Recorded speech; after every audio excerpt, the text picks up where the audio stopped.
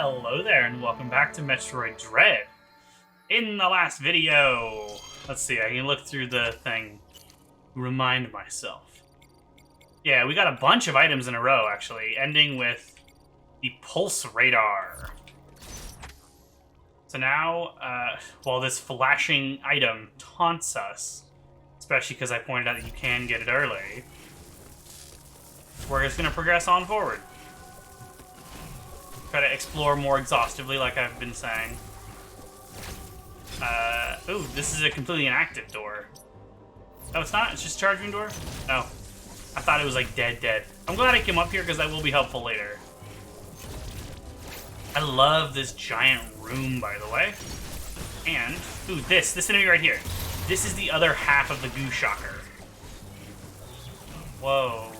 Yeah, it became a stronger variant. Which is not what I was talking about earlier when I said there's a stronger version I like more. But I do like this one too. And as with most, maybe all enemies, you can kill it instantly by freezing it and then shooting it. I realize it's not like instant. Also an item in there. Blocked by those same blocks. Oh, for a second I thought I had the space jump.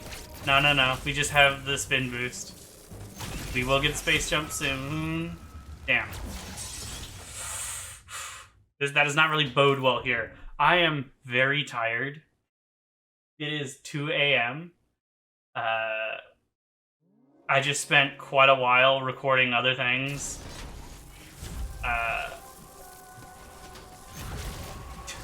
Basically, I recorded a ton of other segments for this series. And I've been recording for about 5 hours now, and I've just started the actual, like, episode proper. So I am very tired. You might have seen that the door to the top there, top right, leads to an extreme cold area. Oh, this room is so huge. Like I was saying, I love this room. It's so big and open.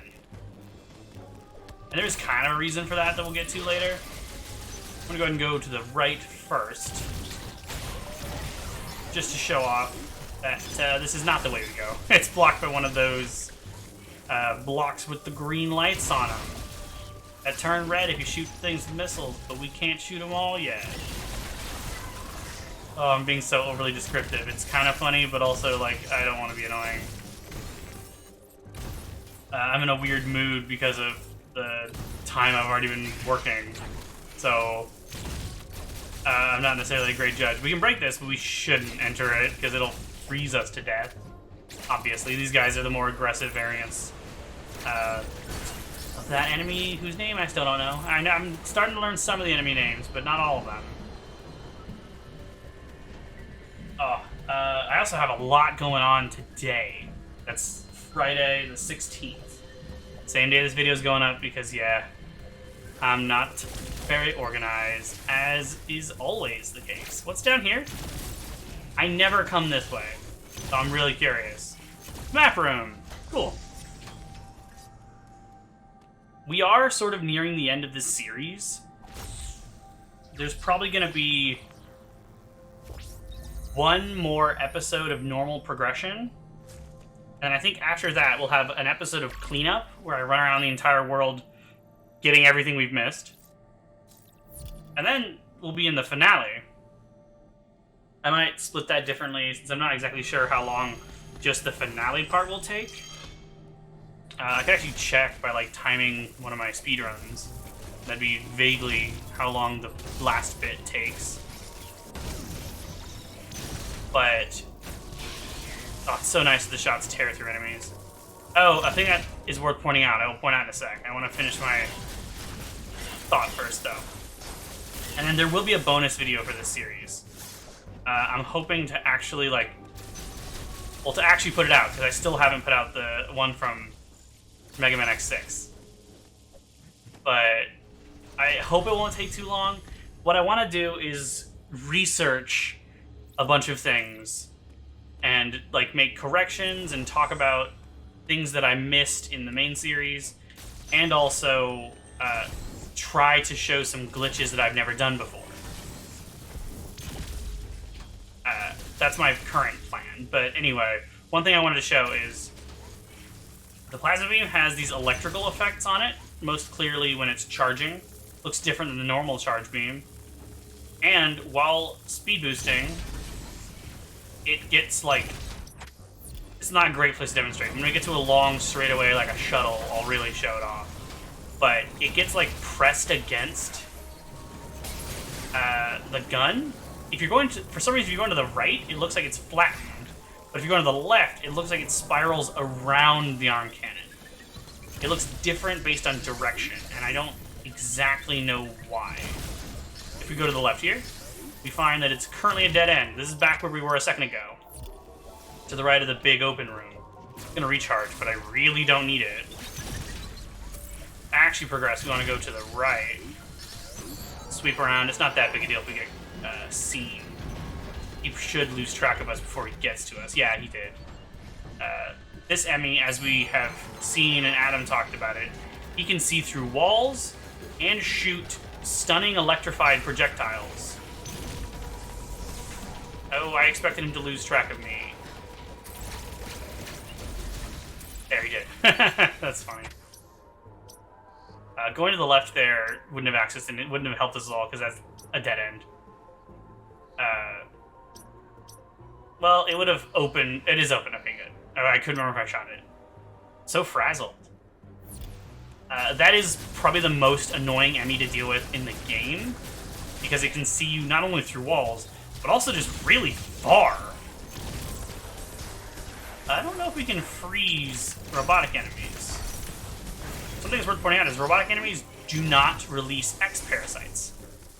Obviously, because the X cannot infect mechanical hosts. I'm hesitating there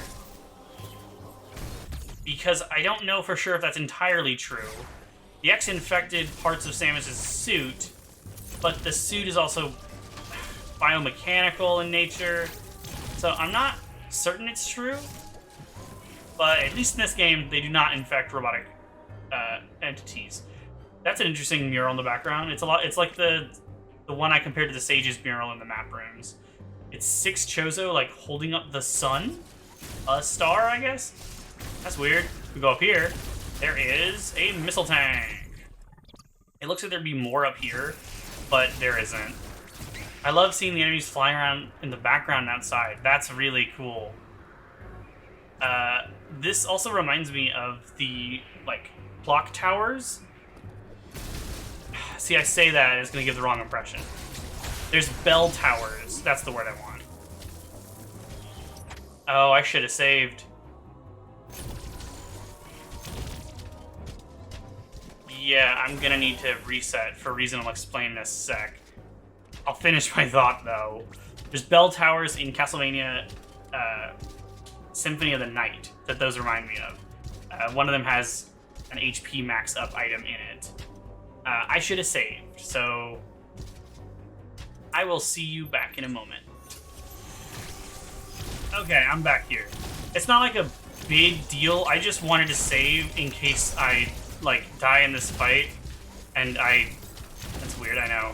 I might be pausing this recording. And I want to make sure I have this saved so I can stop if I need to. Basically. I forgot that I wanted to save here. I'm glad that I was able to now. Let's go. Retread the same ground we just did.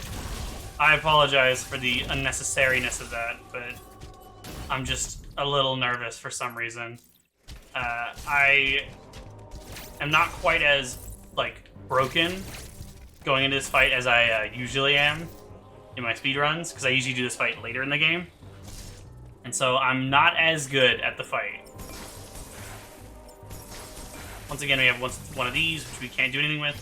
And you can tell, obviously, that we're now locked in, and this doesn't seem to connect elsewhere. So yeah, we're going to get the thing for this in this fight coming up. Or after it. Whatever. Gotta get this missile tank again. There's a lot of missile tanks that are hidden in blocks like that have to be broken with missiles, I think. But I don't know if they appear as missile blocks. Oh, That's a really good point, actually. I'm sorry, give me a sec. I'm sorry. Even the normal parts of this video are getting messy. Yeah, it does appear as a missile block. It's just when you break it, it becomes a missile tank. And I don't think those blocks ever come back. Ooh, and here we are at a Gobbler. Obviously, that means there's a boss here. I like this room. This is Askew. He flies in from the background. He is the cooler version of that normal enemy that I mentioned earlier. He is essentially a boss version of the other X1 we just saw. He has a few different attacks. One is a ball that will stick to a surface and then electrify it. Another is those shots that fly around. The best way to dodge the ball is to either jump with good timing, or if you're up against a wall, the ball will break. If you're up against if it hits a wall or a ceiling, it'll break. And for those shots, there's a couple ways to dodge that as well. You can go over him. Let me demonstrate that again. Oh my god, I might die. You can go over him. Oh, god damn it.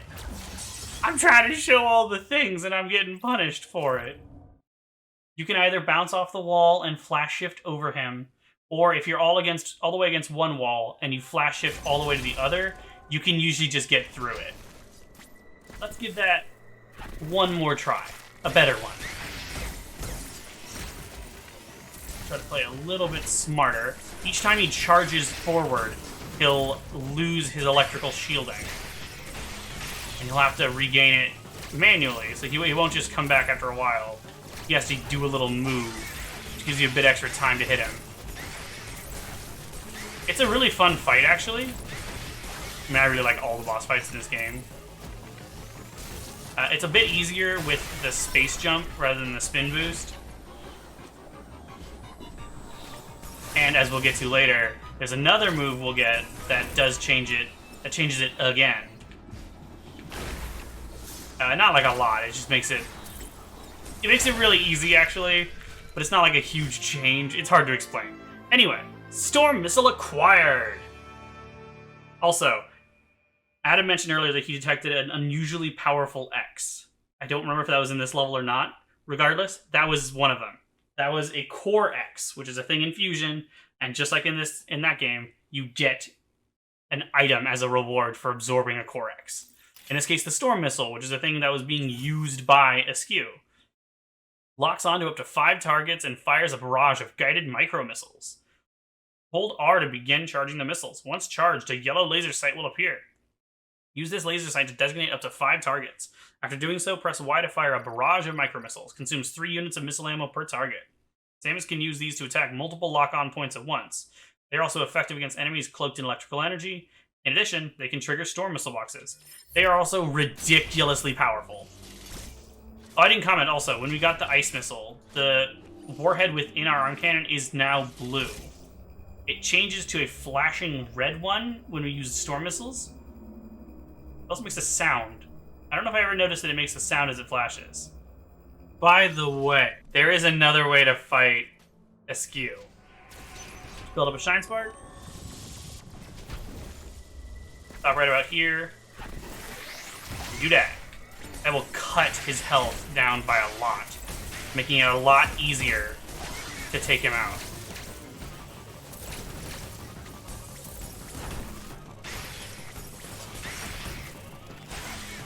I'll try to remember well, yeah, I don't have to say I'll try to remember because I'll hear this when I'm recording, when I'm editing. Fuck. I'll count the number of missiles it took to kill him in full, and then after using the Shine Spark. Because I'm curious, too, like, how much damage that deals. I think it's a lot, because I think that was notably more than half. But I'm not certain, so we'll see. We can now make our arm cannon go between 3 different colors. The beam, I mean, sorry. Blue, red, and yellow. All 3 primary colors of its... Shit, I can never remember. pigments. I don't know if it's subtractive or additive color mixing, or if it's... I think technically it's none of those. Whatever. The primary colors as taught to a child. We can target up to 5 objects, like it said, and it functions a lot like the boomerang in the Wind Waker, or the Storm Boomerang in... that's what it's called, right? Storm Boomerang in Twilight Princess? It's a lot like that and several other items in Zelda. And it's very cool. I realize Boomerang in the DS games also works that way. Is there a Boomerang in Spirit Tracks? I think it's inspired by Zelda, basically. And it's also really, really good. Each target gets hit by 3 micro missiles. And while it burns through missile ammo quickly, they each do the damage of an ice missile, I believe. And so you can absolutely annihilate enemies. This is a great demo for it, too. Even though I'm not playing particularly well, they will die quickly unless I really screw up. Oh, God. Yeah, look, he's already dead. That's crazy. I think this is the first time we've fought 2 at once, right? Yeah, it is. Doesn't matter, though. They go down that quickly. Now that we have the storm missiles, we can head straight to the left and get that other item. I'm gonna go and save, because I'm not doing so well right now. I should also still save every opportunity I get. I always forget. Always forget that.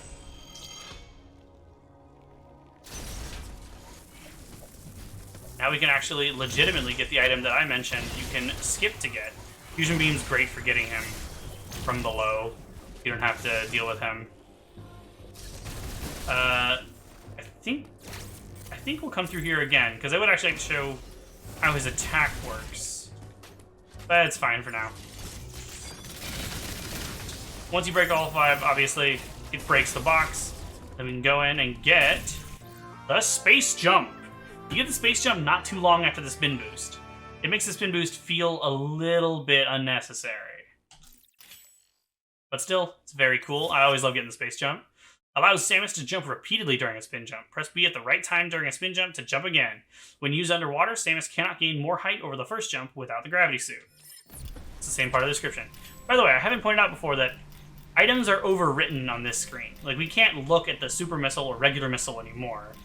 And we can't look at the wide beam or the regular beam. I think the only other example of that is the spin boost to the space jump. Oh, and we can't look at the regular power suit. It's really minor. It's just an interesting point that there's no wasted space. Also, now we can go down by breaking these, but that's a pitfall block. We can't actually make progress up that way or down this way, that way. That makes sense? Whatever. Like a lot of items, it is possible to get the space jump early, and I hinted at that before.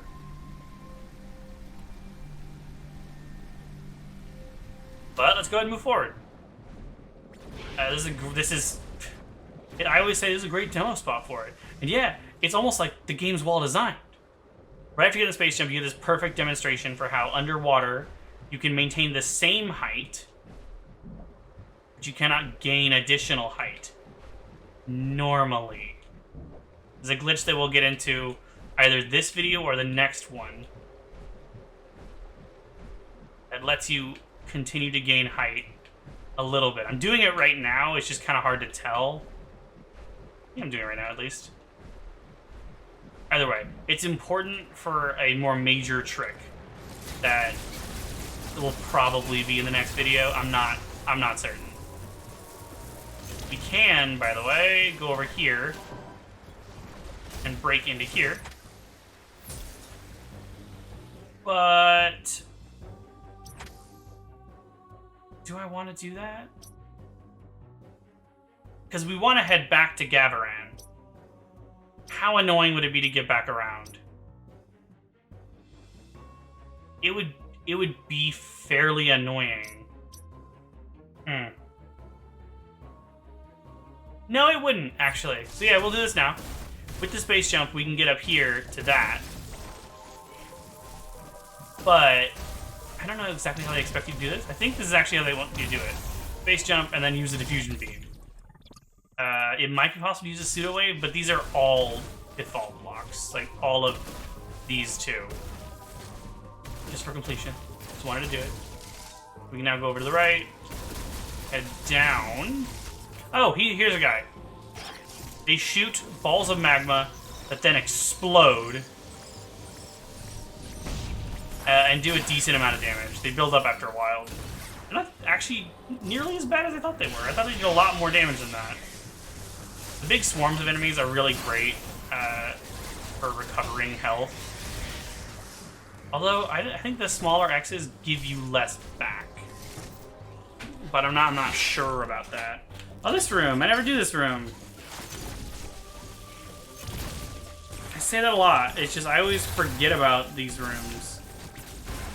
All three of these are pitfall blocks. I don't think we can do anything besides here. Yeah. What you want to do... And this is easier with an item we don't yet have. In fact... Yeah, I'm gonna come back for that one later. Oh, it'll be a while, but that's fine. It's really... I think I've only done it with the other item. And I don't really want to try to figure out how to fiddle with it. Yeah, I was like, I think we can get through there. Yeah. That's what I was kind of banking on. Is that we could get back that way to reconnect. Maybe. I'm less confident now. Basically, if we come down this way and we break this open, this reconnects back to the elevator down to Dairen. And what we can do is build up a Shine Spark, charge it, pop up here, and then come up here. Just a nice little Shine Spark puzzle, that's the word. And that gets us up to 4 energy parts, and now 1, 2, 3, 4, 8. 8 energy tanks. I mentioned in Fusion that there are 13 in this game. Why am I going down? I want to go back up. I just talked about that. Goddamn. But now I'm worried about how this connects exactly. We can just go down. Oh, it doesn't connect. That's fine. We can go back up. None of these are pitfall blocks. It's just a bit inconvenient.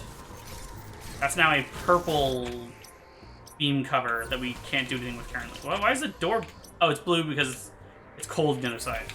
Yeah, I probably shouldn't... Probably wouldn't want to go in there anyway. But maybe you could run through in time. There are sometimes reasons to run through hot or cold areas before you're able to withstand them. You're never forced to, a la Other M. But depending on what route you take and what sequence breaking you're doing, sometimes you do need to do that. It's good to be aware of. Did I break the glob? Yeah, I did.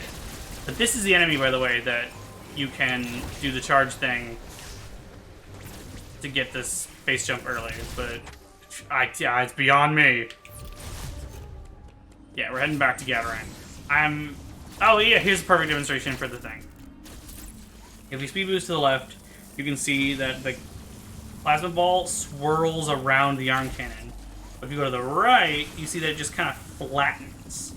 It doesn't look symmetrical, and I don't know why.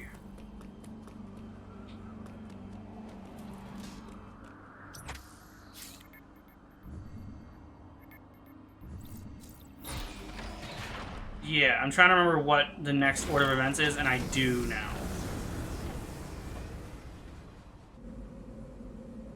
And I'm trying to think where we're gonna cut this.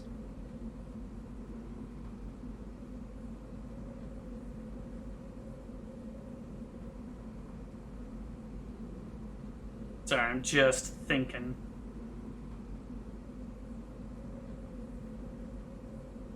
I think I'll just go to 40 minutes and then find a good stopping point after that. Not too worried. This video might be a little long. There's nothing wrong with that, though. Lots of my videos are a little long. Almost none of them are, like, very close to the times that I'm actually shooting for. So the next order of business for us is to use our newly acquired space jump to cross this gap. As it's pretty evident in this room. You use the spin boost to get across there. Longer line. Oh, I wonder what that's about. The space jump, obviously. Cannot get that missile tank right now, which is very aggravating, honestly. You know what else is aggravating? This. This is one of my few design complaints of this game. This block means that this area is now fully disconnected from this area. So until way later, until we can break this, you cannot get between these two sections without going all the way around. And that is so annoying. But anyway, back to Berenia we go with the green teleportal. And I'm about to not do a thing that anyone who's super familiar with this game will notice. And I will show that when it makes sense to very soon, okay? Don't worry too much. I know about it. Oh, I can't believe how quickly this video is going by. Because we're at what? Around-ish 30 minutes. Now that we're here, we're right on the other side of this door, so we can open that. We cannot open the right side. That's blocked. We still can't, like, freely progress through water. There's a couple things that we noticed in here last time, including a plasma beam cover. We can now do it. Ugh. But if you don't get across already, then you gotta go the long way around. At least to right... Well, can I do it from right here? Yeah, I can. Yeah, you can get across. You can also use a water bomb jump to get up. I just didn't want to do that. Yeah, I should take a recharge. I should be smart.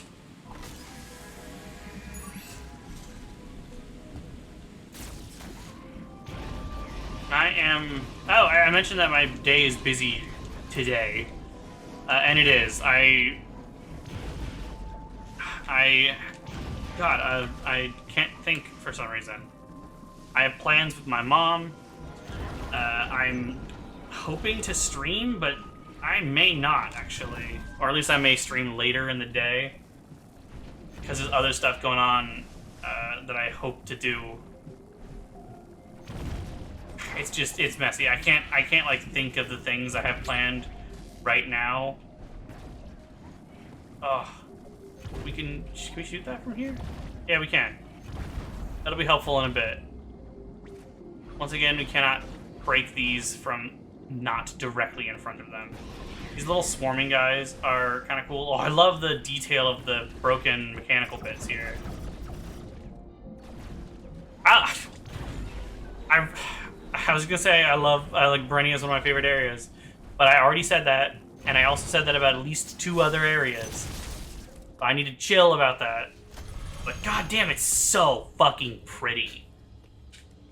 Underwater detailing is so great, and I know some people are especially annoyed by the hampered movement underwater, but it's not that big a deal to me. I think it's more than worth it. How cool looking the areas are.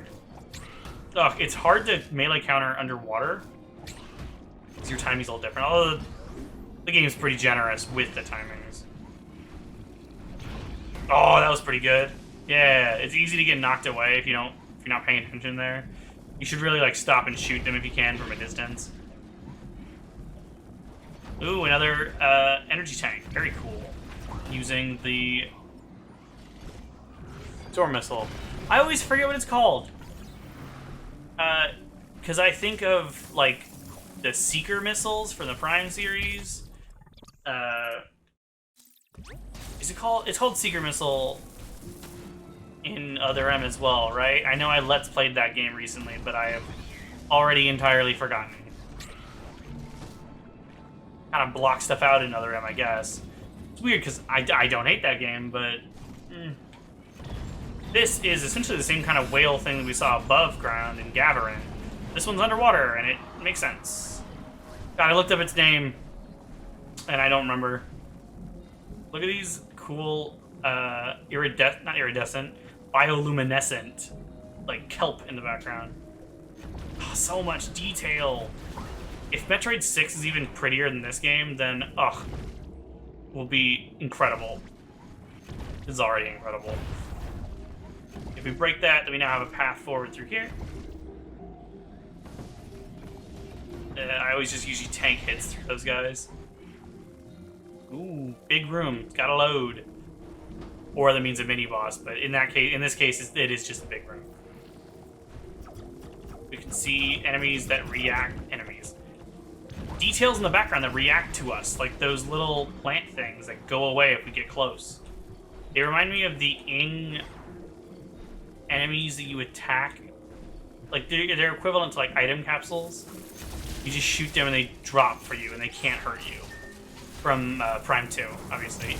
The Ing are the main, like, I was gonna say enemy force, and that is true. But they don't seem, like, particularly smart. Ooh, this is a little rough. They almost knocked me off, but I'm okay. That will be relevant in a bit. In fact, I can actually point that out right now. There's a shortcut to get to this point. You get to this spot and progress forward. I just want to get over here. And here's that. So the better way to get to the gravity suit is still a good idea to open that door, but actually head down this way. This way is a shortcut that leads straight into the room with the gravity suit. You can pick up a nice energy part.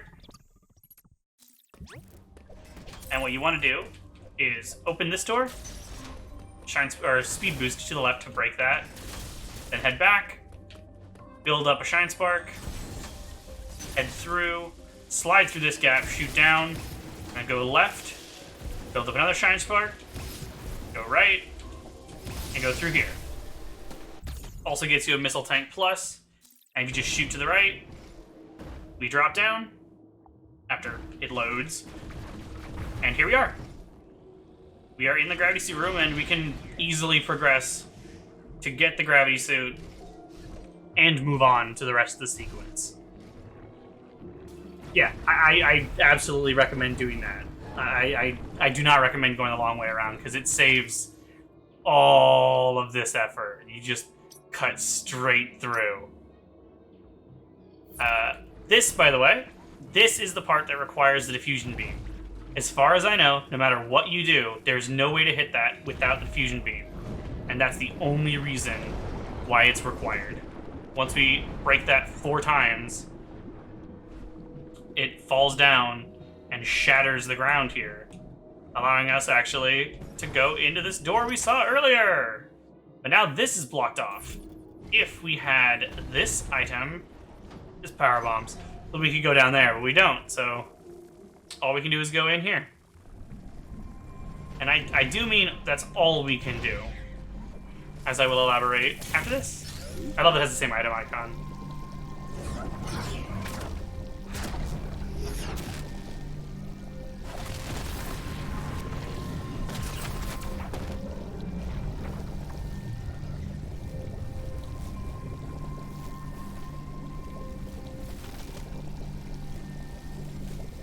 Oh god, I love the gravity suit. It's so cool looking.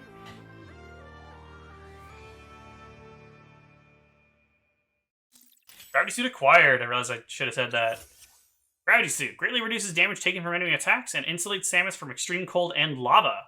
It also allows Samus to move freely in water. In addition, the gravity suit slightly increases the dash melee's damage. Once again, this suit is one of the biggest upgrades in the game. We are now substantially more durable, and we can move freely in water and lava, and we don't take damage in lava and in extreme cold.